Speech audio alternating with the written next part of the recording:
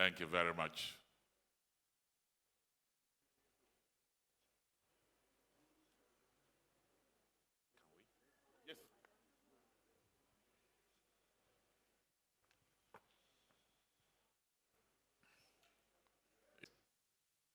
As a comment, take your seats. Our focus on this interactive, this plenary will be SDGs and the quality of life, the pathways for accelerated progress. Our moderator is a woman I consider my sister, one of the very finest communicators, not just in the country, but on the continent.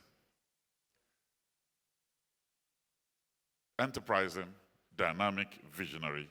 I'd like to welcome here our moderator, Mrs. Dio Benjamin Lani.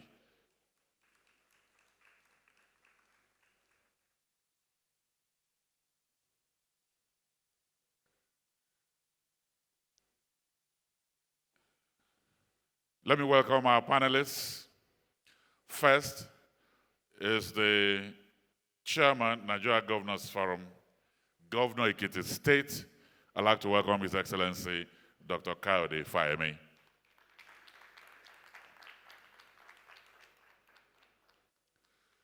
Let me also welcome here Alero Ayeda Otobo, founder, Incubator Africa Limited.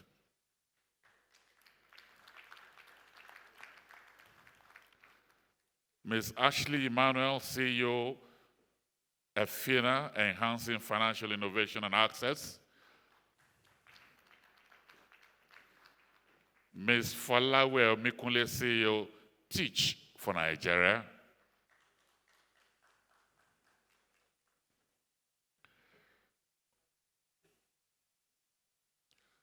Can we have the short video for the panel?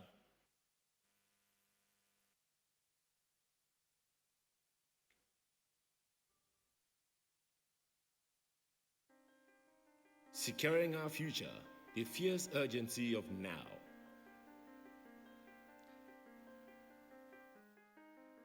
The inexcusable state of education and health systems evident in Nigeria's statistics on out-of-school children, high level of insecurity, high level of illiteracy, internally displaced persons, maternal mortality, malnourished children, and the poverty rate are reflective of the relevance placed on Nigeria's greatest assets, its human capital.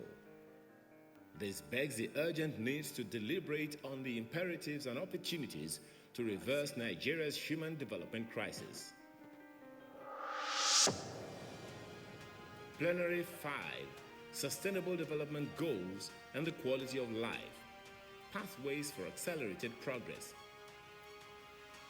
This plenary is interpreted for our virtual audience in Pidgin, Hausa, Igbo, French, and Yoruba.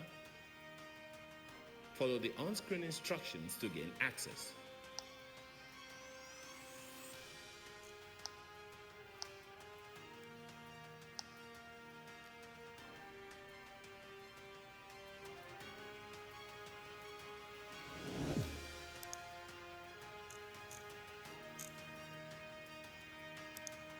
Ladies and gentlemen, please make welcome our panelists for this plenary. And let me also welcome virtually joining us Muhammadu Sanusi II, former governor of the Central Bank of Nigeria and the 14th Emir of Kano. I welcome you, Your Royal Majesty. So the moderator takes over from here. But I'd like to say a very good afternoon to everyone who's here in the physical venue at the Congress Hall of the Transcorp Hilton, Abuja, Nigeria, and also welcome online all of the incredible convergence of personalities and different engagements specific to this fifth plenary, Securing Our Future and the Fierce Urgency of Now. My name is Dio Benjamin Lani, and I consider this a very significant platform of engagement, conversation, communication, and delivery, not just of the SDGs, but of the my DGs. Your development goal and mine as a national aspiration and as redirecting the assets of human capital through social enterprise for such a time as this. Our pledge as Nigerians is this, that we will be faithful, loyal servants, faithful, loyal, and honest, to serve Nigeria, Nigerian dream and aspiration with all our heart, to defend her unity, and to uphold her honor and her glory. And it ends with a prayer, so help me God. The first line of the second verse of our national anthem, which has become our national prayer, and credos, as it were, states, O God of creation, direct our noble cause. Today, it's about redirecting, resetting, repurposing, and recomposing that future in the now. For who? For the dynamics of a generation that this generation of leaders, corporate stakeholders, and personalities of first reference here converged at the NESG are gathered to inspire and to bring a whole new innovation of promise, the promise of unity, faith, peace, and progress. Once again, my name is Dara Benjamin Lani, and I consider the subject matter today one that truly articulates and resets the thematic reference for this 27th Nigerian Economic Summit. The fierce urgency of the now demands that we are fierce. And that which is fierce, illustrated like a fierce bulldog, is one that goes for everything with temerity, not minding the danger, but very intentionally and deliberately defending the territorial space it has been given, not just to protect, but really to give a whole brand of identity intervention over every form of territorial crisis.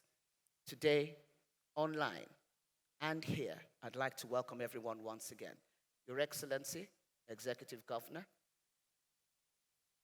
and the Governor's Governor, Chairperson of the Nigerian Governors Forum, Your Excellency, Governor Fayemi, you are welcome. Thank you very much. Please, let's put our hands together. There's a round of applause. Thank you. I'd also like to very properly acknowledge online none other than the phenomenal His Highness, His Royal Majesty, SLS Sanusi Lamido Sanusi.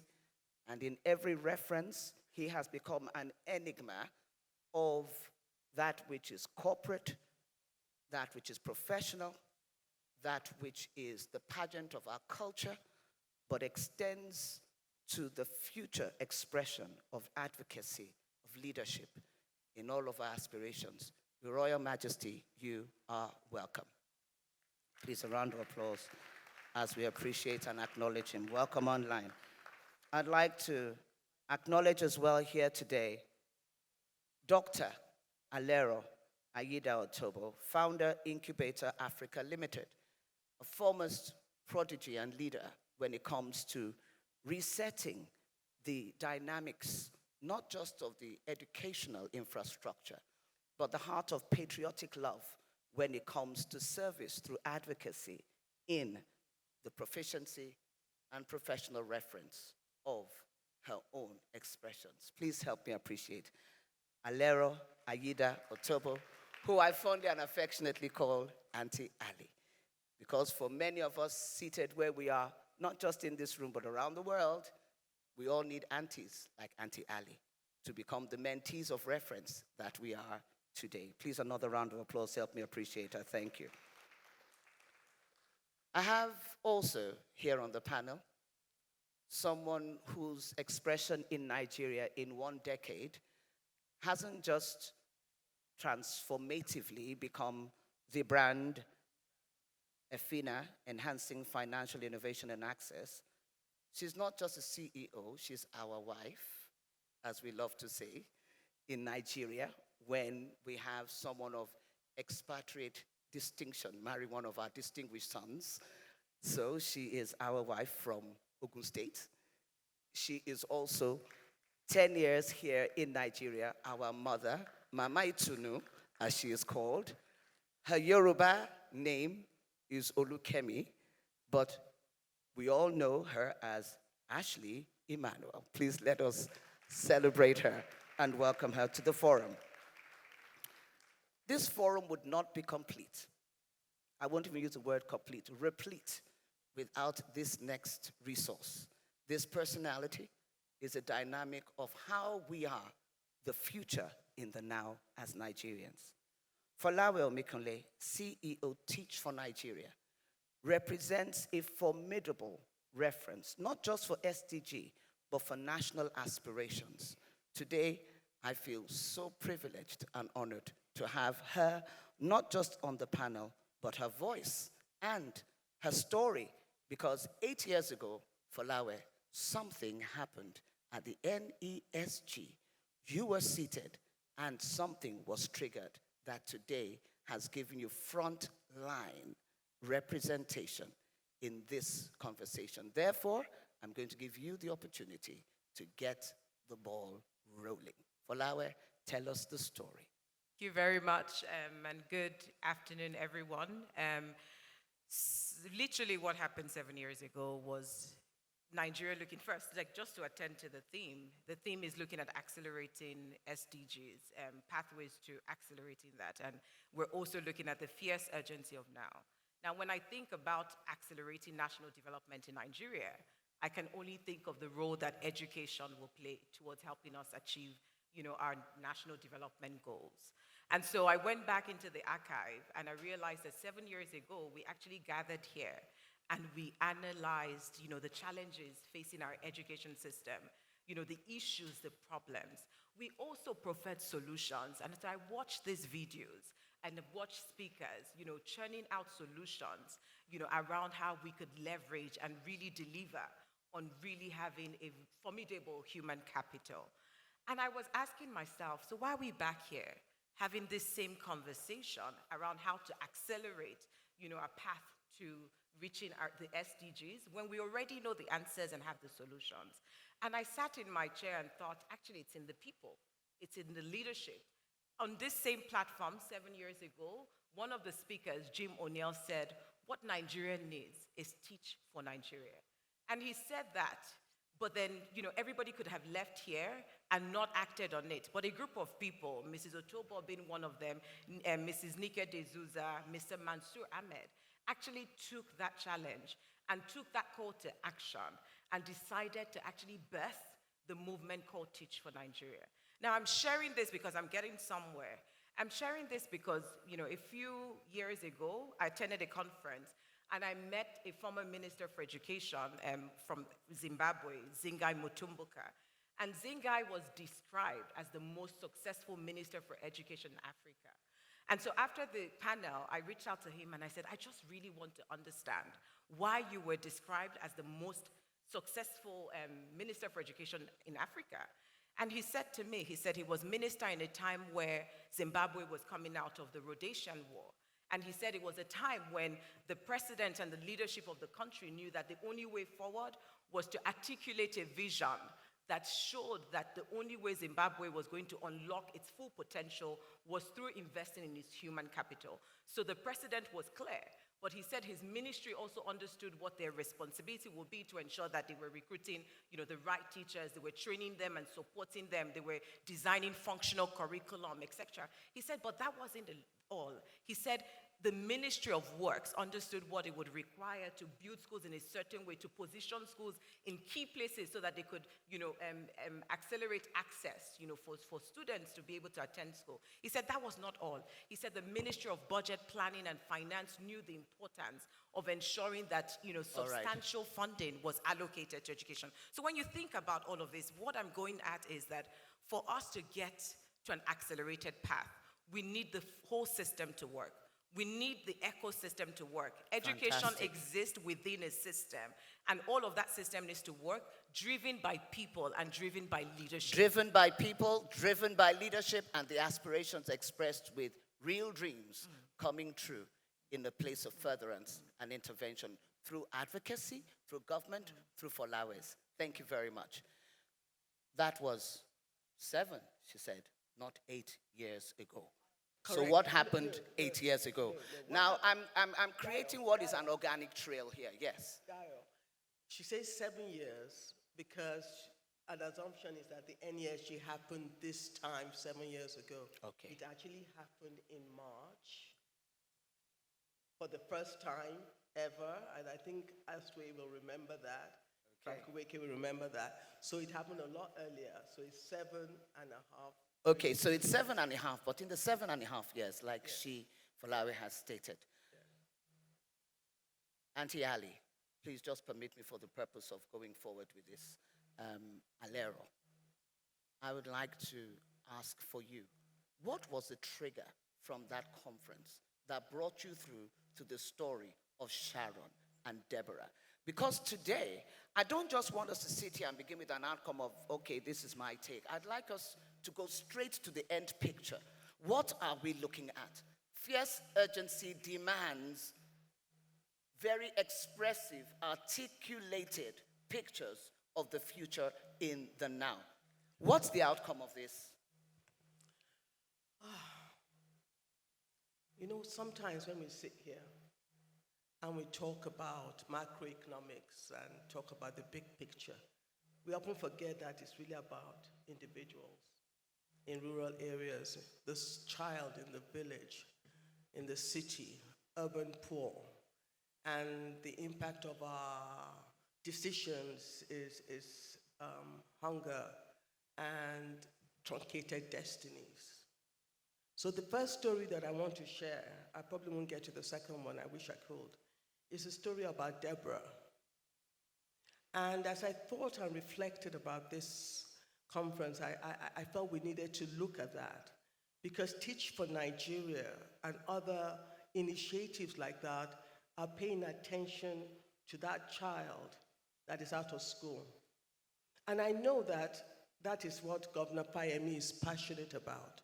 I know that it also affects His Excellency, Sanusi Lamido Sanusi, because I remember him saying about a few years ago that after signing checks with several zeros after it as CBN governor, he became emir and a child died because the parents couldn't afford 3,000 naira. There's a fierce urgency to do something. And I'm hoping that sitting here, we're not just going to arrive at what we're just talking. And that's why I think it's important that we started with Falawe Teach for Nigeria, because an initiative was established. So the question is, what initiative are we going to establish as a result, or how many initiatives are we going to establish that will have impact in the next 7, 10 years? Deborah's story. I'm going to skip because of time. Deborah dropped out of primary school due to challenges in her family. In 2012, she was enrolled back to school when Slum to School met her hawking in Makoko. She was hawking, Slum to School saw and rescued her. But anytime she returned from school, she had to hawk till 8 p.m. Why? Because the parents didn't have enough to sustain 3 square meals a day. So you know what Slum to School did? Another solution. They set up a business for the mother. So the mother said, Deborah, you can go back to school. A few years later, they suddenly noticed that Deborah is not doing well in school again. And yes, she was one of the top 10. Why? Because the parents needed her to hawk once again. So, feeling terrible, the mother went to the Slum to School office on a Friday morning to say, I'm sorry, Deborah has to drop out of school yet again. That she has to go back to the village, get married, and learn a trade. She was now 17 years old. The hearts of Slum to School leaders were broken, and they tried to reassure the mother that they will support Deborah. They had known Deborah for 6 years to be one of the most hardworking and smartest beneficiaries. This story ends on a positive note because there was an opportunity to speak on platform October 1st, 2018. And because Slum to School presented Deborah's story amongst many other stories, she got a scholarship to a top secondary school in Nigeria. So from the slums of Makoko, she went to Word of Faith Secondary School, and she has graduated September 2021 as one of the most outstanding students in the school, and she's now set for university. Why am I telling this story?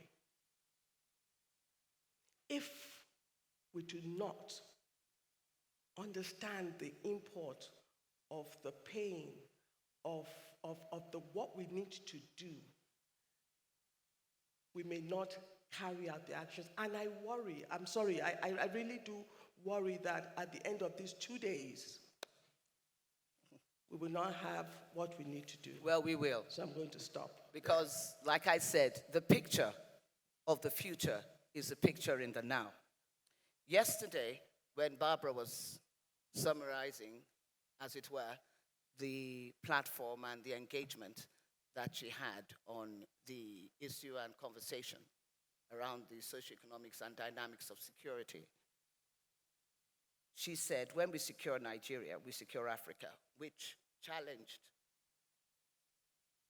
Alero here concerning the outlook of Nigeria and the fact that for too long, it seems as the lion of Africa, we have relied so much on all of these expressions that do not truly challenge and make the lions and lionesses in the African Nigeria true avatars of what they need to begin to impact and do.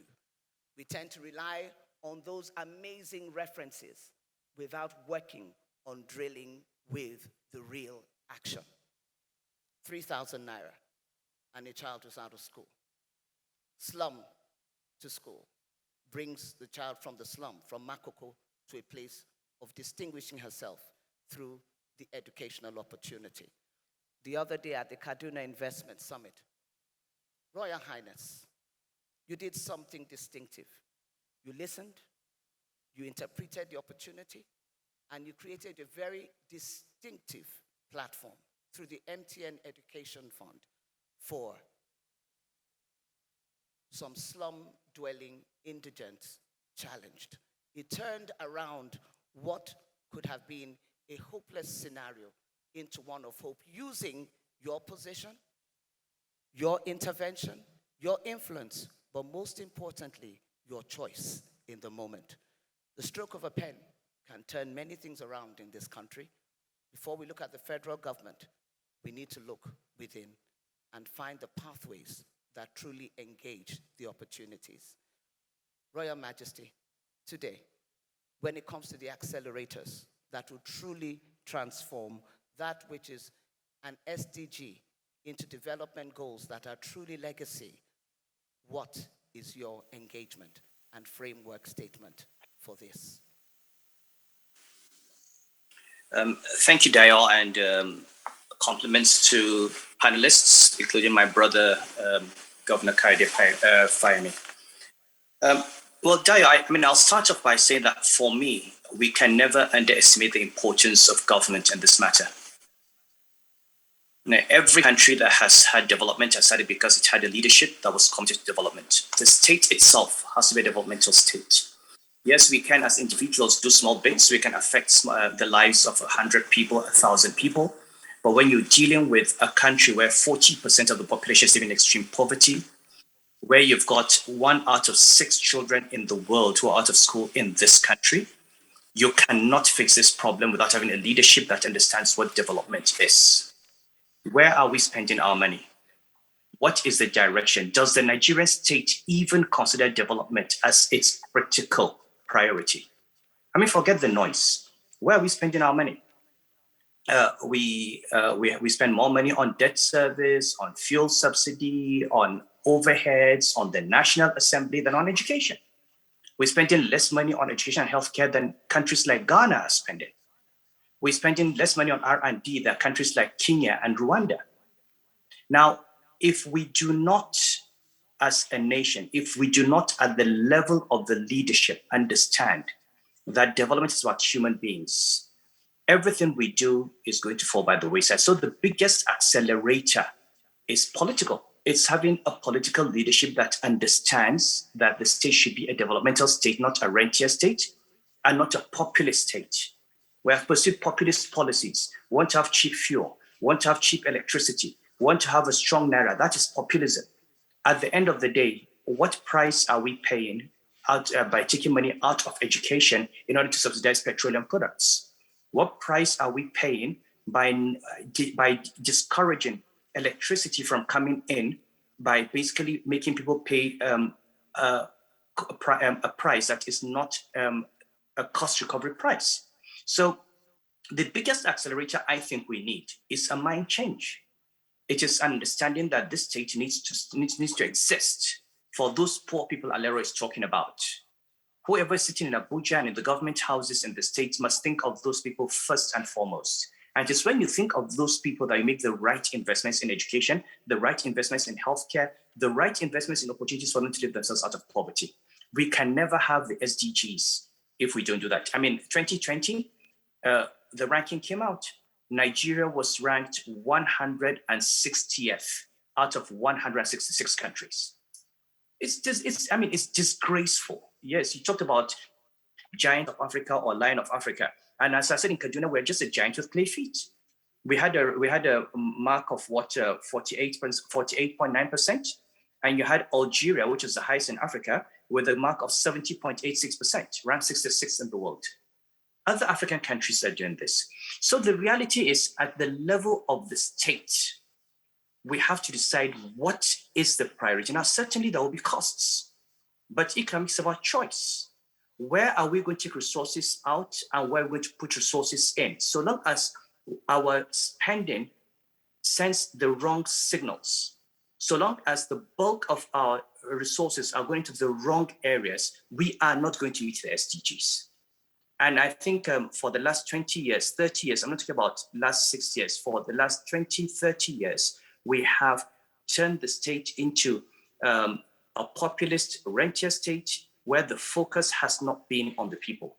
And we've got to start interrogating those policies and that approach. So the greatest accelerator for me is to build that national consensus. And that consciousness has to build from the very top. I'm glad Kayode Fayemi is here. The governors have to agree. The presidency has to agree. The legislature has to agree that this country is going to be a country that focuses on education, focuses on healthcare, focuses on human capital development. And yes, we've got to do with some things, but that is absolutely necessary. Until we do that, frankly, we can have these small attempts. And I remember that SDG is not just about economics. Look at the social issues. We talk about gender equality. And I asked the question, we have 36 ministers in Nigeria. How many are women? We have 109 senators. How many are women? We have 360 members of the House of Reps. How many are women? We talk about SDGs. We talk about gender equality. What are we doing to promote gender equality? We have to walk the talk. What does it take to say 1/3 of all legislative offices in this country are designated all women offices? Every political party should put a woman there. And so that we know that we have at least 1/3 of our legislators are women. What does it take to say that at least 1/3 of our cabinet or 40% of our cabinet must be female? What does it take to do that? Why are we so focused, as I keep saying all the time, focused on ethnicity, on religion? That is the only diversity we're concerned about. You talk about sustainability at the social level. You talk about the environment, renewables. Where is the focus on that? So those are the kinds of issues. If we really talk about SDGs, we need to understand what SDGs are. We need to say, what is our position on these SDGs? How do we link our strategy to these positions? And how do we fund that? That should be reflected. So you have this direct connection and actual positive steps. Now then people like Alero, myself, other people in the private sector can then come in and know that they have a direction, and then there will be, the spillover effects of private sector complementing government policy. Those, I think, will be my brief opening remarks. Thank you. Thank you very much. Please, a round of applause. Let's appreciate His Royal Majesty. What's the price we're paying? We need a mindset change. And when you look at the very dismal statistics, 160th out of 161 countries, the question becomes, how do you really score the goals in the next, how many years? 7, 6, 5, 4, 3. 2030 is here. But we are here ahead of 2030. What difference can we make? What difference can the leadership make? Governor Fayemi, Your Excellency, there has been so much said, and the political will, the charge and challenge that we've been paying lip service to SDGs and not truly directing the heart of national change through the channel of development goals. Thank you, Dayo, and let me thank the chair of NESG and members for this invitation, and then my co-panelists. I'm glad that His Royal Highness started on the note of scale and why it's important not to exaggerate the capacity of the private sector to be primarily responsible for turning around this challenge that we are confronted with. This is NESG, so we understand the importance of the private sector, but we also understand the importance of collaboration between the public and the private sector. Not everything public is bad, and not everything private is good. We need to look at ways to match different aspects of it. In terms of human capital development, which is focus that we've been asked to look at, there's no way we're going to get to that target without a focus on education and healthcare. Those are major drivers of human capital development. And sitting where I am alongside my colleagues, clearly we're battling two major outcomes on the education side. The rate of out-of-school children, and then the quality of education itself. There is some improvement. It's still not where we want to be, but if you look at the statistics between 2015 and 2020, we've seen almost a 4 million rise in enrollment, from about 15 million to 19 million in primary school enrollment. And we've also seen retention rate, particularly amongst girls, increasing. Out of about 900,000 that we've seen, 700,000 are girls. So the gender dimension of it is being addressed, but not on the scale that we would like to see. And I think what groups like Teach for Nigeria are doing is very critical, but we need to look at a broader perspective of how to tackle these issues. And I see on the educational side, dealing with it both at my state level and also being aware of what my colleagues are doing all around the country, we need to look at a number of issues in terms of the quality of education. Number one is learning environment. The proximity of our kids to the school that they attend and the quality of the infrastructure of the school. The second is teacher quality itself and pedagogy. Again, some work is being done by many schools in this regard. You have programs like BESDA, Edo Best, that are addressing this. And then you have programs like we have in Ekiti, addressing incentives. So we have core teachers allowance, so a core subject allowance and rural teachers allowance, because naturally, teachers want to stay mostly in the cities. So you need to find a way to get other children that are not in the city the opportunities that those who are in the cities have, beyond just declaring free education on a general scale.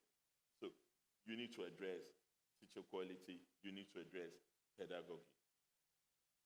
You need to address the management of the schools and funding. We all talk about UBEC, but governors have made a point about UBEC consistently that the approach of counterpart funding is a problem to access to education for our children. Rather than focus on counterpart funding, which then leaves many states that don't have the resources to meet the counterpart, to just leave it. When I came back as governor in Ekiti State, I had to look for 7 billion naira to clear the backlog of counterpart funding in order to have access to funds to rebuild schools, to improve teacher quality, and a number of other aspects of that. So governors have insisted that, look, what you need to be looking at is a program for result approach rather than a counterpart funding approach. Agree the outcomes up front, and then get the money and monitor the extent to which you're meeting those outcomes. So funding is going to be critical to this. And finally, management of the school would be a critical component, and then instructional materials that the students have access to. Now, I'm going to take it that the profiling, thank you very much, Your Excellency, of this outlook is pretty much the same would apply to health. Yes. That exactly. So it's pretty much that engagement. But there was a conversation that we're having behind the scenes in the green room when we're getting ready, and it was like, with the governors and at the state level, and even at our national level of the SDG enterprise, just how direct is this thrust and its implementation within the level of the executive chambers of governor's office? Your SDGs, how are they being articulated? How is the trickle down, not even just somewhat the trickle, but cascading it through to every level of engagement? What consciousness does the state executive, who are you holding accountable? Who understands, who is handling SDG 1 to 5, SDG 6, 7, oh no, okay, you know what, let's leave 8 and let's look at one thing. Actually, more than you imagine. All right. In terms of the awareness and the money. So you understand that right now you are the voice of the government here, so I need you to tell us. The Secretariat of the Nigerian Governors Forum is a vehicle for that. For example, June last year, the Nigerian governors collectively declared a state of emergency on gender-based violence. Yes. At the time we did that, there were only 14 states that were signed up to the Violence Against Persons Prohibition Act. Today, 30 states have signed up. So that was absolutely incredible. And please, let's put our hands together and just appreciate that, because the outcome of that was so significant, I don't want to get drawn into it because it was totally impressive. Sir, that is the bite we're looking for with the SDGs. The sense, it is part of the SDGs. Yes. And what's important with that is a sense of peer learning and the degree of collaboration that we have beyond what you read in newspapers. So who is not communicating what is happening at the Secretariat to us properly and effectively? Well, we have to deal with a major challenge. Yes, sir. Of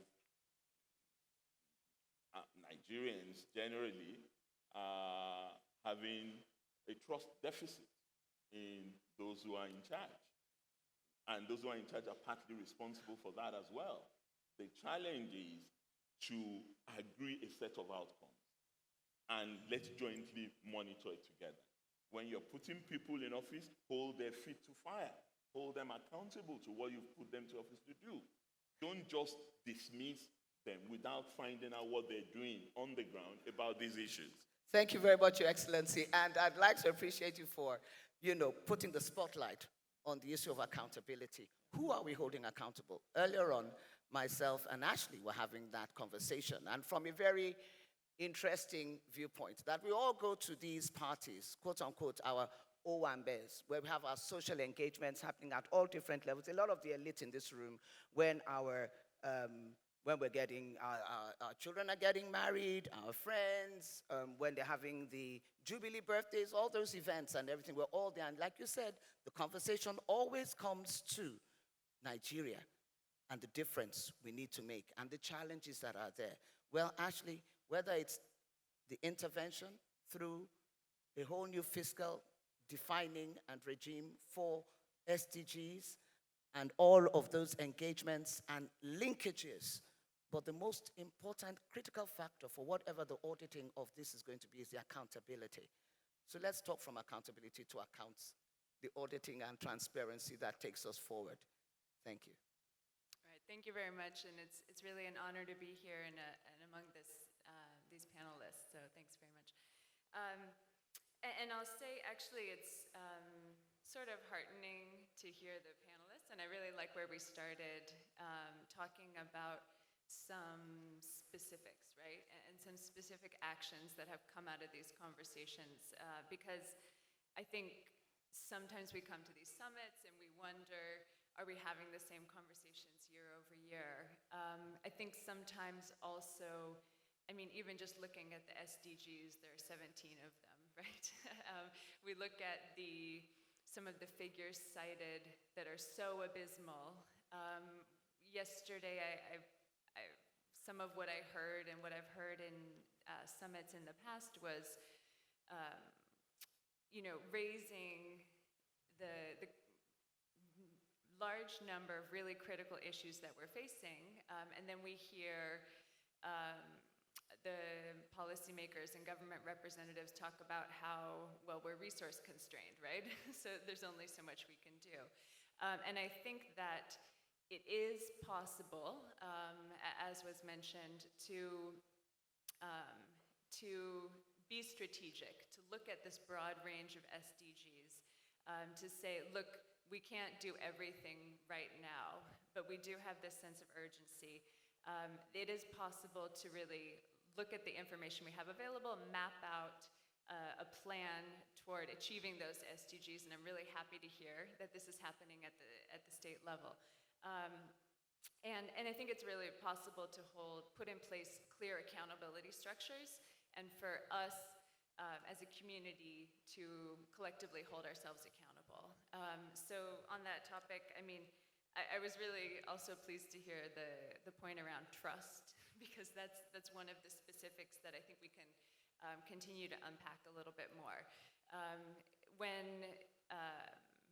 When new policies are announced, it is not very expensive or difficult to also announce an accountability framework for that, and to put in place a website where we're going to publish, how much of that funding was deployed, how many people benefited from this, whatever, this grant, did we progress towards the targets that we're trying to achieve in terms of job creation and so forth. Not every policy is going to work, and that's fine. We're innovating, we're testing and learning, but I think we can really put that in place. Great, thank you very much. Well, the earlier panel that had come up today, we were talking about politics and economics and all of that engagement. There was a reference by Yalwaji, and he said, there was a statement, he said, really, the challenge with whether it's internal democracy of political parties, trying to find the alpha leader who's able to articulate that, all these things will remain with us. But what is critical? Coming from the boardroom to the reality, just like you said, Your Excellency, not everything in public service is bad, and not everything in the private enterprise is great. But the truth is, he said, when you find competence, when you're able to identify a resource that will combine, yesterday Indy was talking about integrity and humility, you begin to find the avatars that can truly chart the course and create the accelerators that bring about the critical impact for such a time as now. When we talk about a fierce urgency, you're talking about a hunger, you're talking about an anger, you're talking about something that comes with a force and a release of action. It's not just being actionable points. You become the point of reference. You become the point of change, and you must. And in working from that thrust and that point of change, you now must ask yourself, just where, how now do I make that difference? There was something when I was asking earlier on also going around just independently, so talking about the fierce urgency for now, of now. What is the how? What is the why? Who are you? Jasmine Tukur said to me, we are too complacent. Our interests are not aligned. Sir, you were talking about peer alignment. There was something that Fatumata said. She said, my now is people. People as a resource being precious. People through education, connecting with them and empowering them. People through objectives that are translating targets to results. People that define purpose, purpose in the now through potentials that are identified, talent that is given critical platform, not just to voice, but to engage and through skill sets to deliver. It's not just the degree. There's something His Excellency Nasir Rufai mentioned. He said it's a pedigree of the quality of our political leadership that is redefining, redesigning, and bringing about the true drivers, changing what we are finding in not just our national climate, but with the pathways of SDG change. And then she said, L, love, the empathy of true patriotic love, unity, faith, and progress will only come out of the power of patriotic love. And final, E again, endurance, the power of our stick-to-itiveness. How can we truly stick and go through and make the differences? Well, the scales need to be referred to again. Whatever it may look like, however dismal, we have to define from what makes us angry to what we can do now with the fierce urgency and the critical cry from the crisis of securing Nigeria's future, not just at home, but through every integration of leadership, of advocacy, of corporate dynamics. Here at the Economic Summit Group, the idealist representations being translated through political affirmations and innovation through our very deliberate, intentional strategies, not just to make a difference, but to become the difference. The difference is now, but what is more critical is the difference is how. How? How do we translate the fierce urgency for new pathways, accelerators that translate unity, faith, hope, and progress through this next 2023 upcoming election, not just as a campaign of political processes, but truly as a delivery of national hope? There's something that you said, sir, that caught my attention. And my question is, what is stopping us from doing it? Yes. Agree a set of joint outcomes. Your recommendation to build the trust and close the trust deficit. So that's one of the questions that I would like to answer, because we can go through the 17 SDGs. And what is clear when you look at 3, 4, and 5 to 6, if you don't get 3 to 6 right, you can't get the others right. So right at the top, like we said yesterday, is food. And the troubling statistics that came was that a large majority of Nigerians spend about 50 to 60, 70% of their income on food. So what do they have left for education and health? And then quality education we're talking about. One of the things that we need to drive home is that we have to use evidence-based data to take decisions. So it worries me sometimes when you see ministries of education spending, tertiary education is important. But the truth is, if you get it wrong at the foundation, you're not, yes. And just as you're nodding and you're saying yes, sir, we all agree. But when the budget allocation is released, it's not reflected in what we have agreed. So the question is, what is the disconnect?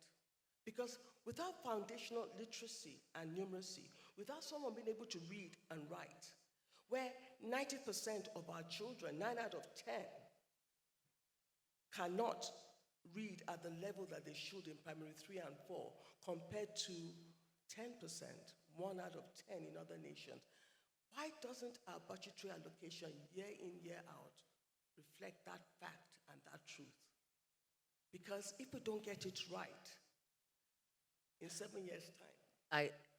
You know what, Excellency, before you answer that question, I want to request, please, that His Royal Majesty should answer this, and then I want you to come through to that, which is about the constitutional accountability of government at all levels for the provision of quality education, healthcare, and other basic rights of citizens. Royal Highness, what would you say is the challenge? After that, please, Your Excellency, I'd like to handle both that gap that you pointed to, which now Alero has brought up, and then His Excellency now outlining for us what he believes or what he has seen to be the challenge of constitutional accountability of government at all levels for the provision of quality education, healthcare, and other basic rights of citizens. Thank you. Then we'll come to Your Excellency. Thank you. Who do you, I beg your pardon, can you hear me? Okay. We can hear you now. Yes, sir. One of the big issues, Dio, is the people who are responsible for holding people accountable are the ones who are themselves not accountable. Okay, so I take a simple example. Okay, take these fuel subsidies. Very often they are not provided for in the budget. There is no appropriation for them. Yet every year we spend billions and billions of dollars out of NNPC. I mean, this is one of the reasons I lost my job, right? They spend billions and billions of dollars, okay, on fuel subsidy without appropriation by the National Assembly. Now, under the Constitution, these are grounds for impeaching the president because this is spending without appropriation. But every president has done it. No one holds them to account. The National Assembly does not hold them to account. Alero spoke about how much you're spending on food. Well, when you have food inflation at 21% per annum, the price of food doubles every 3 years. It's no brainer. It's simple. Now, somebody is responsible for ensuring we have price stability. And we don't have price stability. Now, these are the kinds of issues as a country that we do not focus on. But I mean, before Kayode answers, I think I would like to say something. I'd like to put the governors on the spot, okay, on one more thing. Not everything with the SDGs is about money.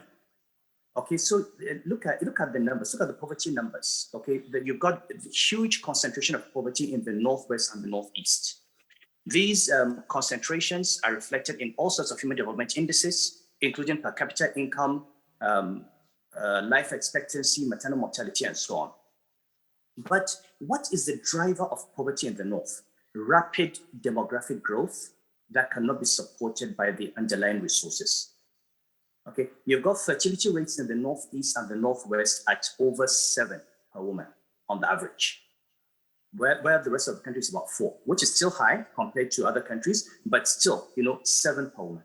And then these are societies that are largely polygamous. You cannot address poverty in the North without a proper population policy. You can't address population policy without the right social policies around the age at which girls get married, regulations around polygamy, responsibility for the child. Now, as Emir, I said, okay, look, people are refusing to do this because of religion. I got together a group of religious scholars who worked for 3 years to produce a code that seeks to address these issues, seeks to put some sense, some sensibility around the age at which you marry girls, okay, about the way you divorce women, the rate at which poor people can just go and marry 2, 3, 4 wives, have children, and drop them on the streets until you address those from a legal perspective and have sanctions and change those attitudes. Even if you have, Kaide Femi said you have 4 million new enrollments in the last 5 years. Okay, how many more children were born in those 5 years? At the end of the day, you enroll 4 million, and then you find that there are 6, 7 million naira waiting at the door. Okay, you're not going to make a hole. You're not going to fill that hole until you reduce the rate at which we are producing these children that we cannot cater for. Now, the point I'm making is this: we finished this code, submitted to the Kano State government. It was not taken to the State House of Assembly. After waiting for a long time, I personally, and I heard this morning the Governor Lalong, chairman of Northern Governors Forum was there. I hope he's still there.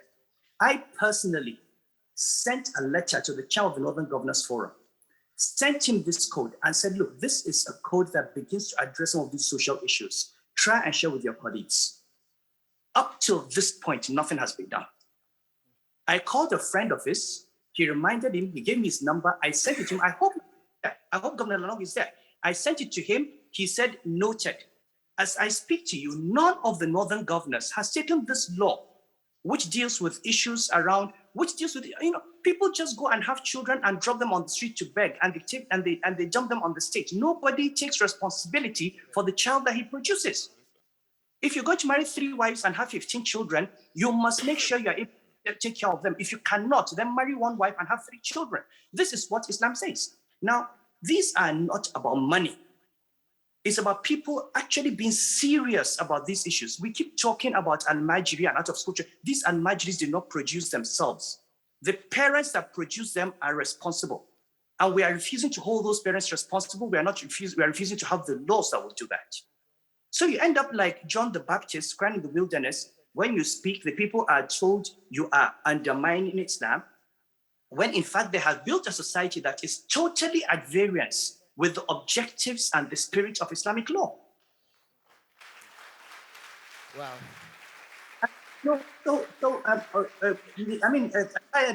You governors, you people in government must understand that sometimes you have to do the...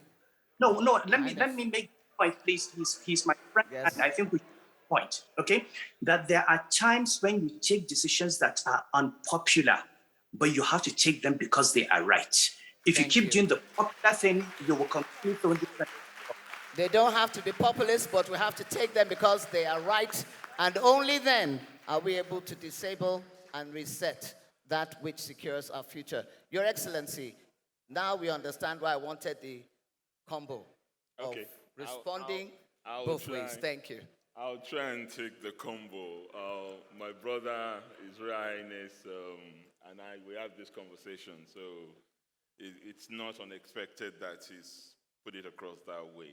But the true government is not a popularity contest, but you only have the opportunity to make a difference if you're there to take decisions. I agree that we need to do something tackling the population, maternal population growth in the country. The way governors have gone about it, you can politicize, you can talk anywhere about it. The way we've gone about it, policy-wise, is to insist that in all our states, every governor must make an effort to ensure that girls have free compulsory education right up to senior secondary school 3. By the time you get to senior secondary school 3, you are probably 18. That, if you then choose to go and marry, it may still not be the best for you, but at least you have basic education and you are relatively an adult to deal with that. But we should take stronger measures to address population. So this measure that has been researched and is ready, and all it needs to do is to be domiciled, institutionalized, and activated into law. I've had His Royal Highness on that. I've just told you about one that we had relative success on, and only within this period of 18 months. We started the emergency on gender-based violence June 10, 2020. And this is October 2021.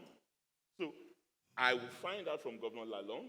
Yes. I would even get a copy of this code that His Highness produced and see how I can encourage my colleagues to look at it and send it to their various... So, sir, can we take that as a take-home from this summit? That in terms of securing the future, that would be an action. It's an actionable commitment being made right now by the chairman of the Nigerian Governors Forum for all of the governors of the Federal Republic of Nigeria. Do we have a yes? Do we have a yes? Do we have, no, I need a yes from him and then we can all echo. Do we have an aye? Do the ayes have it? Do the ayes have it? Well, Your if Excellency, if sir. I want to be popular, Dari, I will say yes. No, don't be popular. Do I the don't- right thing. I want to do the right thing. Yes, sir. And the way to do the right thing is not to shave their heads in their absence. I will collect the code and take it to the chairman of Northern Governors Forum and encourage him to get it discussed at their own meeting. I can't speak for them. Yes, sir. I speak for Nigerian Governors Forum. I don't speak for Northern or Southern Governors Forum. All So right, don't. Okay, so one last pigeonhole thing me I just into- want to ask, and I'm not trying to be populist. I'm actually just trying to drive this because our agreement, serious issue, and I our think we agreement need- it's a together, very serious yes, issue. our agreement together for this platform was we were going to get up from this platform with, even if it's one actionable result that we would all commit to. What I want to ask is that in partnership with the NESG 27, can we set up an engagement We with have a you partnership. chairing? The No, Nigerian Governors Forum, no, I mean, we have no, a on this partnership with subject matter. NESG. No, on this particular one, can we have a side event, literally, that will bring us in for a conversation, probably even with the technical representatives? It's not a problem. We do that with NESG all the time. The chairman is there. We will All right, do it. Chairman, sir, so you are going to have the side event, and we can all connect to that. And the outcome of that now becomes something that in furtherance, driving this becomes the tool, reference, profile from this particular platform discussing and conversating around the accelerator that will bring about next year's change. Because if you did the girl child, against gender violence last year, we're ready for a new thing. We are working constantly on girl child education. Your Excellency, thank you. Keeping girls Thank you very much. Thank you very much. I'm going to take that somehow inchway, edgeways. We're kind of in there. It's a fierce urgency, and it's now. But over to questions that need answers. And those answers coming from the panel, we would first of all have pivotally presented. Yes, thank you. Thank you very much. On the second issue that Okay, you on the raised, second issue. Alera's question on budget for education. I don't think we'd ever get to a point where we would have enough budget on all fronts for education. But when people calculate education budget, they often restrict it to just the federal education budget. When they're doing this percentage calculation of 15%, 10%, it is only the 1.2 trillion. Education is number 2. Madam Minister is here now. After security, when I looked at the current budget before the National Assembly, education is actually number 2. And it's still not great, but it's not what it used to be. Education used to be about 400 billion, and I think they have about 900 billion, or even almost, if you add TED fund and add other things, almost 1.2 trillion. That's still not a lot in a budget of 16 trillion. But the bottom line is that we need a much more serious injection of funds. 16 trillion in dollar terms is probably 40 billion. That is not up to a Greek budget in Brazil. So how? We have to work with you in private sector. So that's it. But how will private sector work with you when we are being pushed? No, we have to work with you in private sector. We also have to do something that His Royal Highness mentioned. We need to free up funds from these incentives and subsidies that only benefit the elite, like PMS.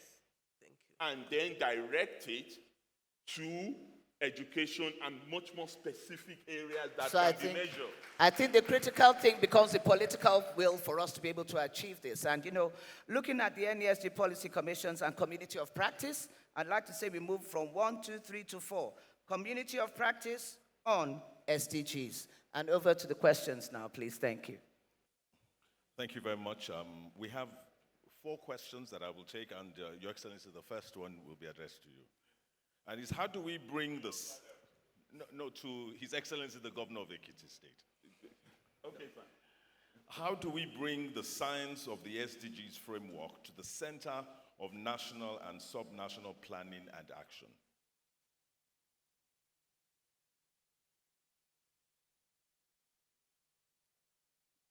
Oh, I should go ahead. Oh, all right. I thought you wanted to read out your other. Well, you know, there's a sense in which I think we even over-exaggerate this SDG. We've had SDGs in this country for the last 50 years. When you look at the 4 cardinal points of the Unity Party of Nigeria, it is SDG. Free education, free health care, full employment, rural integration, integrated development. It is SDG. And what you can't measure, you cannot manage. So we must find a framework, just as the SDG platform, to measure precisely how we're doing on all these areas of interest. I think for us in Nigeria, the most critical of the SDGs is security, it's education, it's healthcare. We can wrap around a lot of the other 17 points, 17 SDGs around those 3. And if we succeed on those 3, we will succeed in the remaining 14. All right. Thank you very much. I'll take all the other 3 and so that we can take it all together.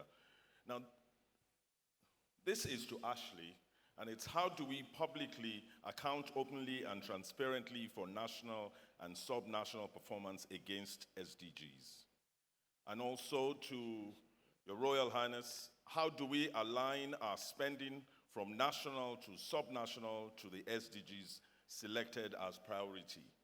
And to all the panelists, what are the 3 or 4 priority SDGs that, if focused on almost exclusively, will raise Nigeria from 160 over 166 to above 100, impacting the lives of the average person? Thank you.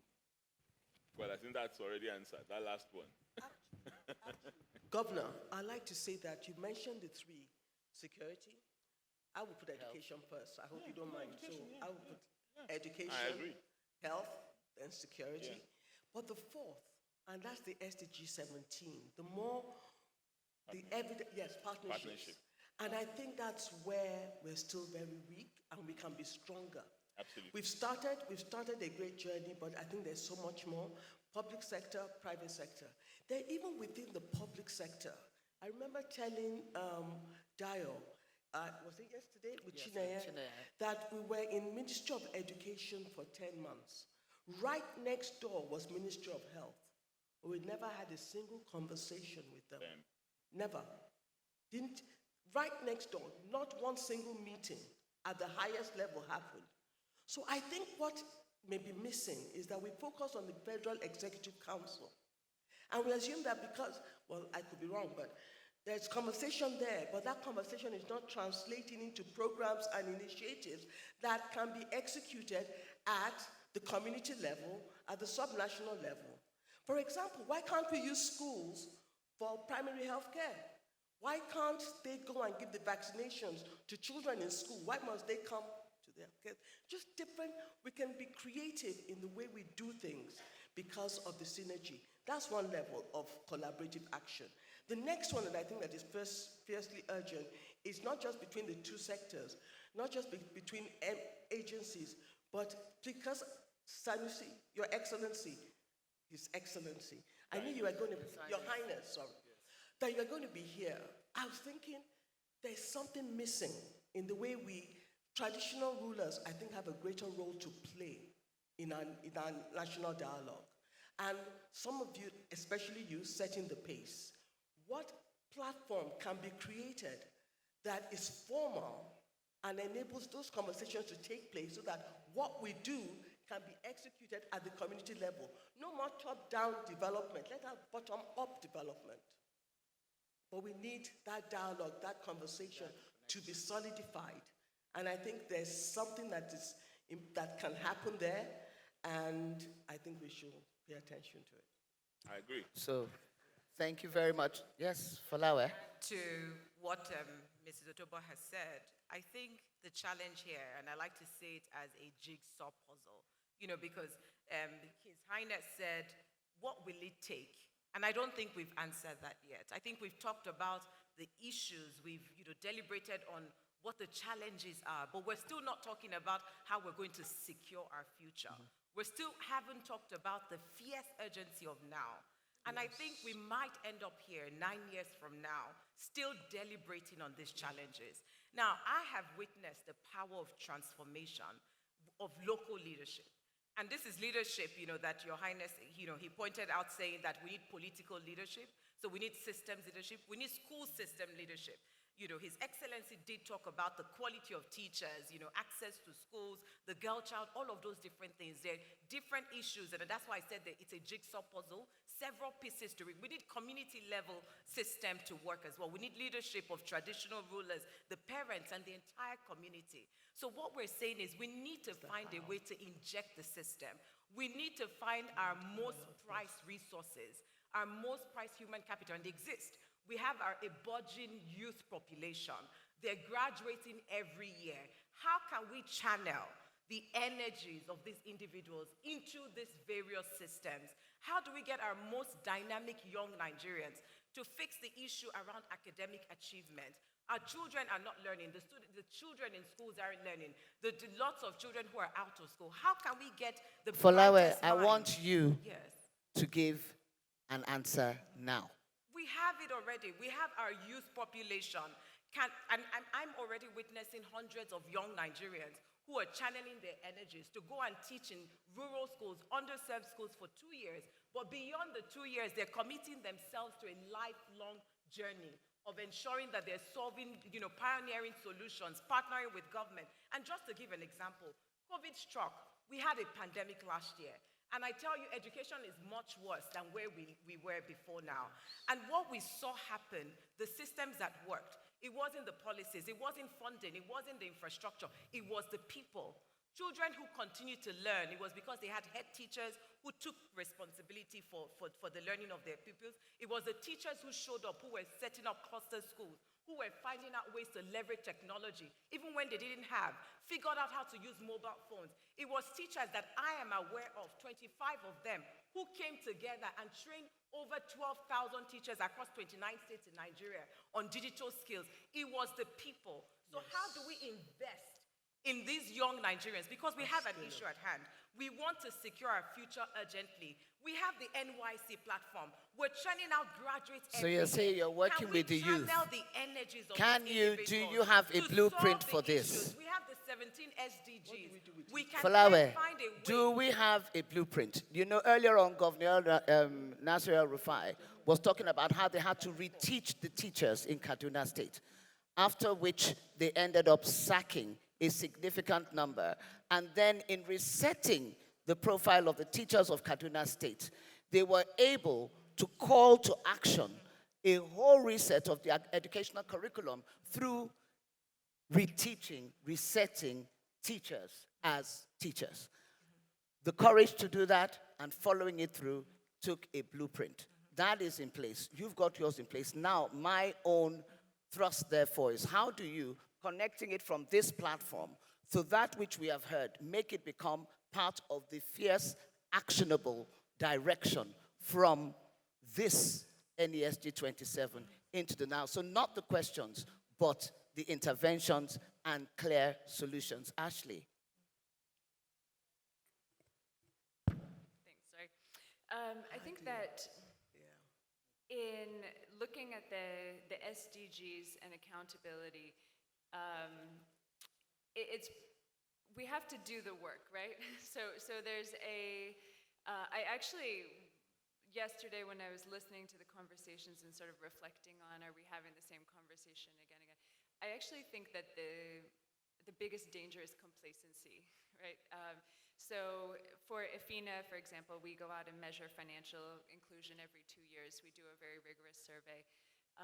Sometimes people in government are surprised when we come back and report the results, and they think, well, we've been working so hard, but the needle hasn't moved, just because the scale of the problem is what it is. So I think, but it's possible to take a specific SDG, to break it down, to say, okay, we can't do everything, but what can we do?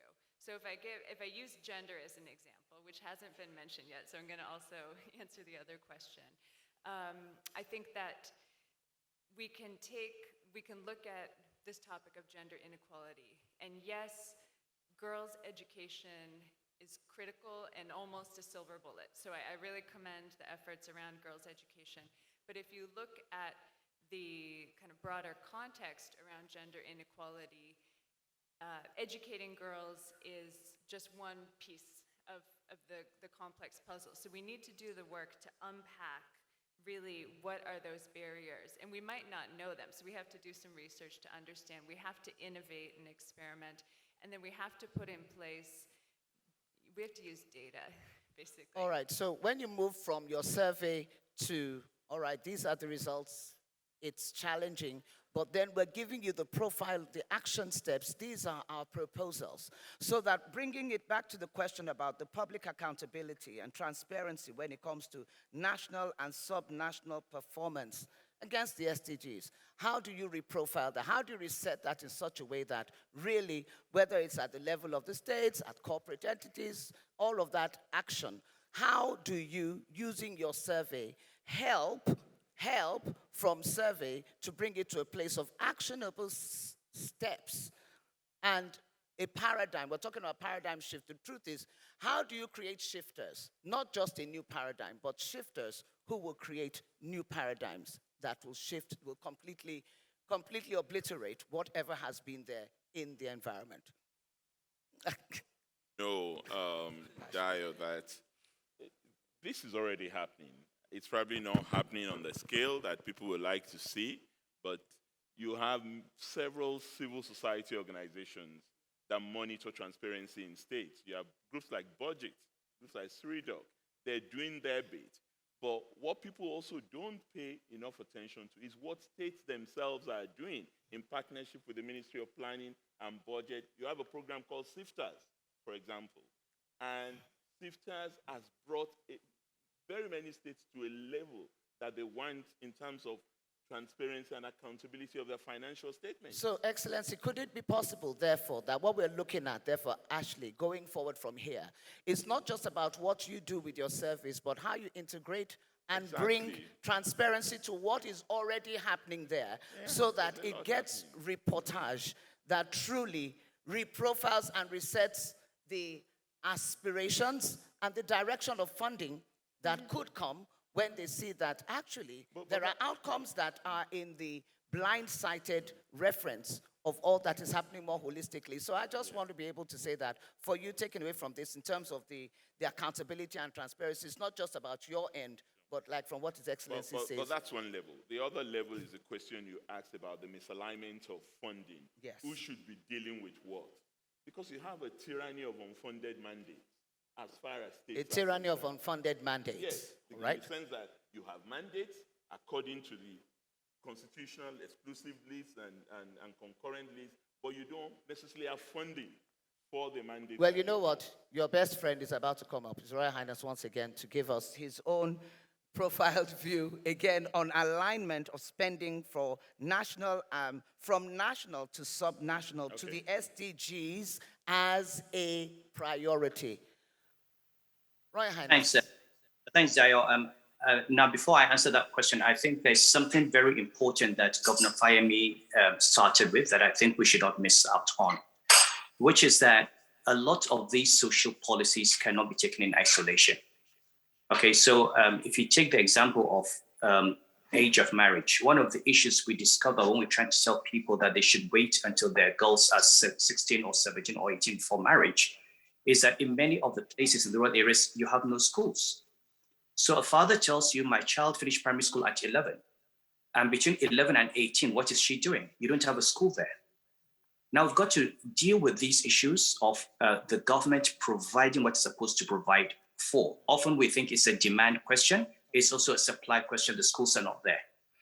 But also the governors have not agreed to think outside the box. We still think of schools as going to build brick and mortar schools. Okay, and I've been saying over and over again, if you have a village and you have a mosque or a church, you have a school. If you have the house of a village head, you have a school. You don't have to wait until you have a budget to build a school. They can go to the church, they can go to the mosque, they can go to the palace of the village head, community hall, and that is a school. Okay, if we use technology, we can deliver education. A third thing is when you look at the curriculum, in many places, children fail because the teachers don't speak good English and the children don't have good English. They're spending so much time trying to learn English before they learn mathematics or they learn biology. We can increase the number of years that we teach in indigenous languages for those who cannot have access to English. So we've got to think of how to close these distances. And if we don't do these things holistically, we're not going to get the kind of accelerated outcomes that we want. Okay, so I think it's important to listen between the lines to what Governor Fahmy is saying, which is that you can have a law, for example, if we say child rights, if we say a father is responsible for taking care of his child, but then when we see children on the streets, nothing happens to the fathers are going to continue producing children and leave them on the streets as beggars. So how about the enforcement processes for these laws? So so, for example, this code that we have, I know you're putting the government under pressure to pass, and we should pass the law, but we must understand that the law is just one element out of a whole network of an ecosystem that needs to be put in place. The police, the judiciary, the alcaldes. Okay, if a man beats his wife and she comes to the judge still has to take the actions that will make sure that other men do not beat their wives based on the law for that to happen. Otherwise, the law is just a paper tiger. So these are the kinds of things that we need to look at. Now, on the question of your direct question on expenditure, and I'm glad the Minister of Finance is here. You see, a lot of these things, have to do with the lack of will to communicate very difficult and painful decisions. But also, we shoot ourselves in the foot. I want to talk about transparency. I've said this over and over again. And when I say this, I want it to be clear that I've been saying this. I said this when I was governor of Central Bank under the previous government. So what I say is not about a particular government. Now take petroleum subsidies. In 2015 or 2016, Minister Kachukwu came out. If you can Google it, he came out and said Nigeria was importing 30 million liters of fuel a day after eliminating corruption and having transparency. You can Google it. It's simple. You can Google, if you Google Kachukwu daily fuel consumption, he will tell you fuel imports in Nigeria were 30 million liters. In 2019, NMPC came and said we're importing 59 million liters a day after oil price had gone up. And I've been asking the question, what happened between 2015 and 2019 that our consumption doubled? This was the same that happened under the previous government. When oil price goes up, unlike all other products, where if it gets more expensive, you have a reduction in demand.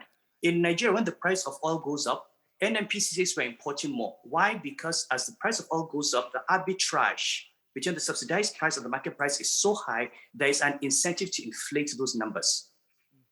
And I have produced evidence before the National Assembly, historically, of cases where NMPC would say we have imported fuel, give the name of a vessel, you go and check. Ike Imokede, his committee also checked that. People say they imported fuel. You go and check, and the vessel was nowhere near Nigeria on the day they said it was in Lagos. Some of the vessels had even been retired. And people have collected subsidy on those things. So why, for me, all the drawbacks of this regime, what is costing Nigeria is not just the cost of the subsidy, it's the cost of the corruption. The best solution is just to scrap it. Now, but you ask about accountability. Let's start from the basic premise. This money coming from petrol belongs to the federation account.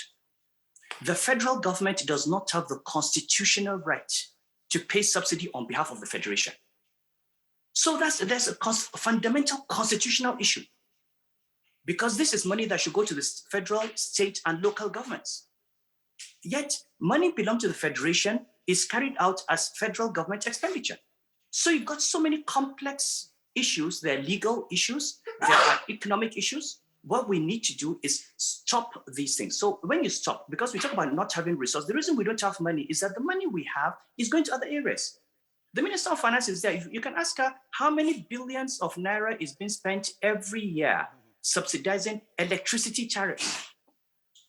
Why is it that people in Abidjan are paying cost recovery tariffs? People in Niger, people in Burkina Faso, why is it that these countries that are on paper poorer than Nigeria are paying cost recovery tariffs and getting regular electricity, and we in Nigeria cannot pay cost recovery tariffs?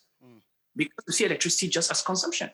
If you go to a village, and we have seen it with these offline, off-grid solutions, you go to villages, people are paying right price for electricity, and they have 24/7 electricity, and they are using it to earn an income and live themselves out of poverty.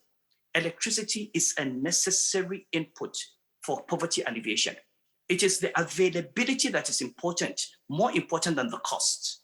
If you produce electricity at a high price and it's available 24/7, the poor people of this country will take it and become mechanics, electricians, vulcanizers, carpenters, artisans, and they will make enough money to pay the tariff and also leave their people out of poverty. So it is about understanding the difference between price elasticity and income elasticity, understanding that we're making choices and that these choices should be based on a well thought out, well articulated scale of preference. What is it that has the highest impact on SDGs? And sometimes we take these decisions because on the face of it, they look popular, and the people themselves don't understand. We need to take those decisions and explain them. So I think getting that right at the federal level, and then getting it down to the state level. And the states, take Kaduna State. The governor retrenched workers. People were unhappy, but look, he realized he cannot continue spending all his money paying salaries. If he pays salaries, he's not going to provide education and healthcare. Now, he took difficult decisions that were unpopular. But frankly, these are decisions that should be taken by every state governor, the decisions that should have been taken at the federal level in 2015 and 2016, when the government was extremely popular to cut down the cost of governance and free up resources for development. Now, that has not been done. Can it be done now? I don't think so. I don't think that in a year before elections, the federal government will do it. I think this is something that this government should have done in 2015 and 2016. Okay, now, so it's not, I want to be very honest and very frank. I don't think we're going to see major structural decisions that are going to inflict pain, which is necessary for reform between now and the elections. We have to think beyond 2023. What kind of leadership are you going to have that will be able to take those decisions? And whoever comes in is going to take difficult decisions that will be very unpopular, but those decisions have to be taken in order to reset this economy on the path of long-term development. Thank you so much, Your Royal Highness. Please, a round of applause. The difficult and unpopular decisions will have to be taken. Whether they will be taken or not, you don't think. And I'd like to summarize and say, well, we don't know.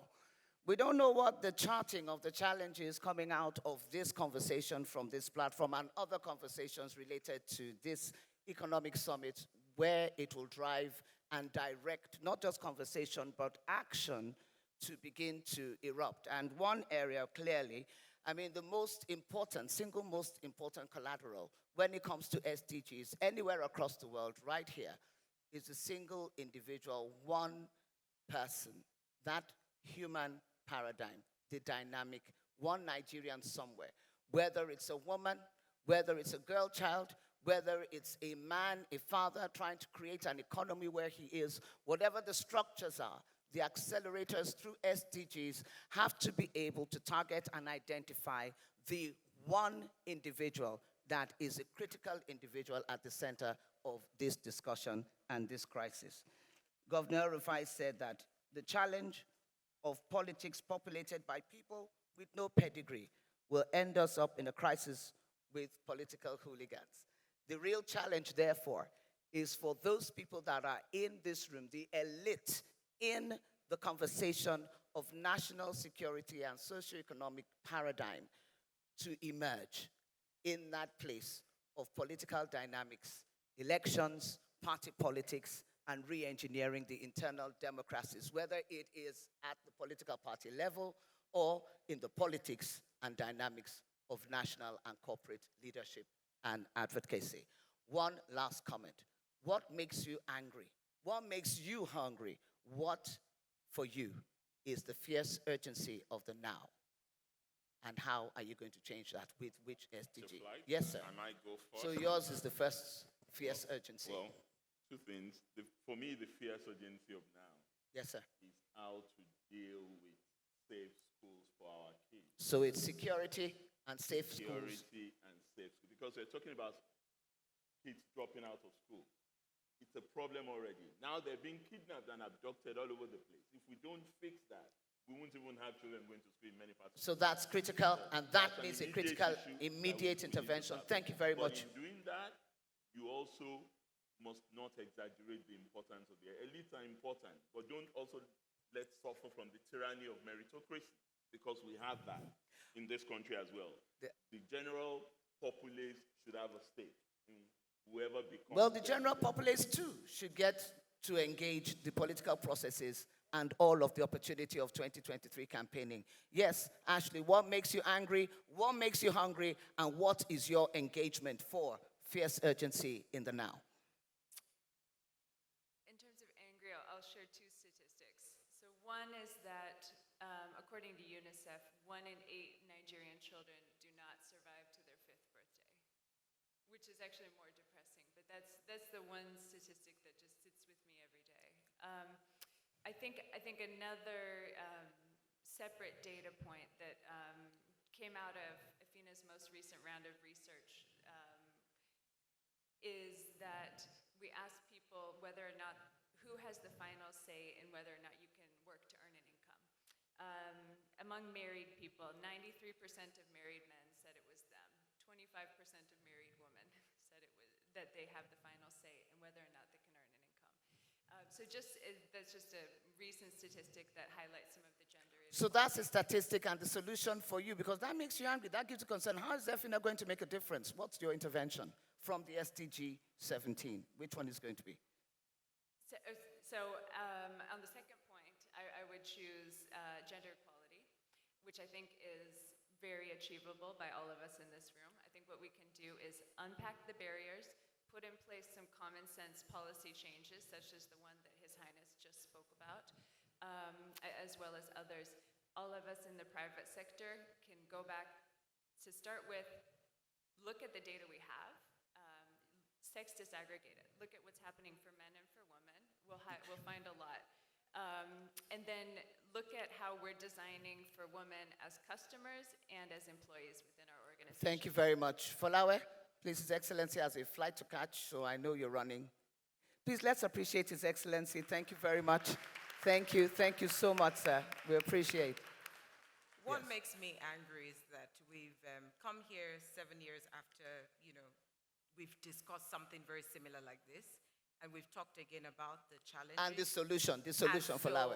for me, the solution really is, how do we get our most dynamic, our most passionate young Nigerians into leadership? How do we get them across systems, political level, community level, school system level? And I'm focusing on the SDG 4. I'm focusing on SDG 17, because what I imagine 9 years from now is that we build the partnership, we mobilize and galvanize Nigeria's most passionate youth, because they exist, into education and get them to teach in our most under-resourced schools. So we'll call it youth integrated to our teaching Nigeria. Galvanizing Yes, exactly. Nigeria's most prized individuals. All right, thank you. Thank you very much, Alero. What makes you angry, and what's your intervention? Failure of leadership. Failure of leadership, and how through the SDG. Levels. Yes. And I think that one of the fiercest urgent steps we need to take is the urgency of competency and mindset shift. I think there is a need to pay attention to how we build civil servants, how we train them, how we train what we call government reformers, media reformers, health reformers, education reformers. They have a particular mindset, and we've got to acknowledge that it's not every single person that can execute and transform. All right, so that's moving from mediocrity to meritocracy, yes, as well as the champion of partnerships, creating collaborative interventions. Yeah, exactly. So that's the SDG 17 again. Yes. Royal Highness, sir. A lot of things make you angry. I'm grateful that you have solutions. Yes. What makes me angry about this country is that we do not recognize the great potential of our women. I think that if we involved more women in governance, we would have a much better. So, what I would like to see is, for example, a president who says half of my cabinet will be female. I would like to see an electoral act amended to say that half of the electoral offices will be female. So if you have a governor who's male, the deputy governor must be female. The president is male, the vice president should be female, or vice versa. So there it is. We're resetting the paradigms. And the reason is this, not just for diversity, but because this country has been driven down the road by men driven by adrenaline, hungry for money, the kinds of things that drive men. This ambition to have wealth, to acquire, acquisitiveness, that is not what drives women. Women in general, I'm not saying all women in general tend to be more like mothers, more concerned about the welfare of people. And the kind of thought we need in this country today are leaders who are like mothers, who think of the condition of the poor people, who think of the suffering of the poor people, who care for the poor people. You look at your finance minister, she's a mother. You need more like her in taking these decisions. That for me is the urgency. And I think if we don't bring gender front and center of the next debates in 2023, and we have another cabinet made up 80% of 70-year-old men, we're going to have the same situation. All right. Well, definitely the transition is on. Thank you so much. Thank you very much, Honorable Minister of Finance. Also here we have Madam Kwesili. I'm sure I saw her sometime a little bit in the audience earlier on. But this is the reality. We are not looking for angels or demons. We are looking for competent people with integrity and humility. Black or white, let the cat catch the rats. And what is principle also for every one of us is to know that whether you are Gambo Sawaba, Margaret Ekpo, or Margaret or Olufumila Ransom Kuti, every woman has a merit that she represents. Rwanda did it. The mothers were given an opportunity to reconstitute leadership and to bring intervention that reworked constitution as well as national paradigms. For the 5th plenary, securing our future and working on accelerator pathways for SDGs for the quality of life in the Federal Republic of Nigeria, it has been my pleasure to host His Royal Highness, His Excellency, Ashley Folawe Alero, and of course, me hosting Dow Benjamin's Lani. Thank you, and thank you very much. Thank you very much. Thank you. Wow. I'll see if it's so fitting that we had more women in this panel than men. But let me welcome the Honorable Minister of Finance and the Chairman of the NESG to please join us here for the photograph, please. So this was a gender panel. Yes, it was a gender panel.